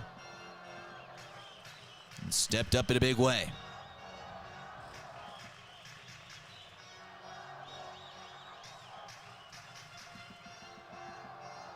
One ball, one strike, one out, 10-6. Favor of Diablos. The 1-1. Fouls it off. It's now 1-2.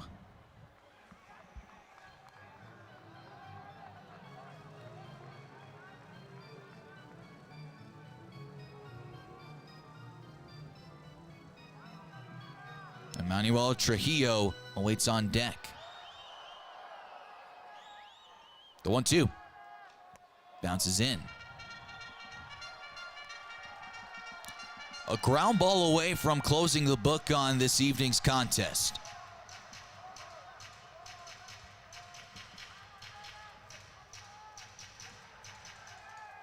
Two-two. Yanks the fastball over the left-handed batter's box. Count rolls to 3-2 now. There's still a buzz in this ballpark. Game still far from over here. Just a 4-run cushion. 3-2. Line drive up the middle. Sopavita makes the catch to first for the double play. They double up Layton, who's late retreating, and the ball game comes to a close. The Diablos Rojos del Mexico defend their stadium in game 2. They're back to even at 1-1. Same with Los Dantos de Managua. So here we are. We have some fun to look up for the rest of the BCL 2026.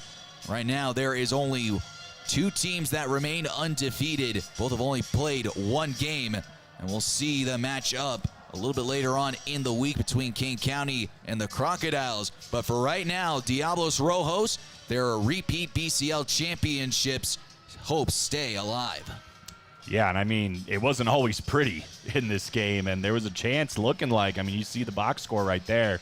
Dantos really making a push in the 7th inning and the bottom of the 8th where they got it back to a run, but a big 3-run 9th for the Diablos, put them back on top, and then a nice close there by Nogasek to close the show and keep, as you said, Diablos' dreams of repeating in the BCL very much still alive.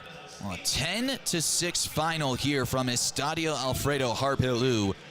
Time of the game starting at 7:05. We're wrapping this one up at 10:35. But what the big deal is about this game is that it was an early offensive showing from Diablos Rojos. Immediately out of the gate, a run in the first, 4 runs in the second, 2 runs in the third, but then they went quiet, cold from the 4th inning till the 8th, and then it was the 9th inning. It starts with that leadoff double by Solbavita, and then things went ballistic. The walk from Gutierrez, eventually the 2-run triple by Jose Marmoleos. But this is how things start up. With Mexico leading 1-0, it's Los Dantos equalizing with a single, and then there's John Singleton sending this one out to the back seats. A monster 2-run shot. And it looked like the momentum was staying with Diablos, and it would stay with Diablos. They would continue rolling along in the ball game this evening. After the Singleton blast, you still had plenty of more offense to show up. Moises Gutierrez would later hit an RBI single. As you see right here, it just continues though, but then the ice-cold bats go for the Diablos, and then it's Los Dantos. Marmoleos showing up with the knuckling catch, and then this is where things go a little ballistic in the late stages. It looks like Los Dantos can't get anything going. And how about Carlos Solpavita? He's been everywhere defensively. And everything looked like it was going for Los Dantos here in the 7th inning. It starts off with a Rivera 2-run single. A 3rd one would come in because of the throwing error, really the fielding error. And things continue to keep rolling for Los Dantos. And then it's the 9th. Marmoleos. He sends a towering fly ball off the top of the wall. It turns into a 2-run triple. And that is how Los Dantos and the Diablos wrap this one up with a line drive 6-3 double play to put a bow tie on this afternoon in this evening's action. We had a lot of fun here in day 2, and this is what you'll see in day 3. Game 5 of the Baseball Champions League tomorrow morning. The Kane County Cougars taking on the CTBC Brothers of Chinese Taipei. And then it's the nightcap, a highly anticipated matchup as well between the Nicaraguan champions and Los Dantos, who took the loss this evening, and the Crocodiles, who took the victory walking off the Brothers this morning in Game 1 of our doubleheader action. So that's going to do it for us here inside of Estadio Alfredo Harp Helu. For Colin Rudisil, I'm Trevor Curl. We'll see you tomorrow morning for more Baseball Champions League baseball here from Mexico City.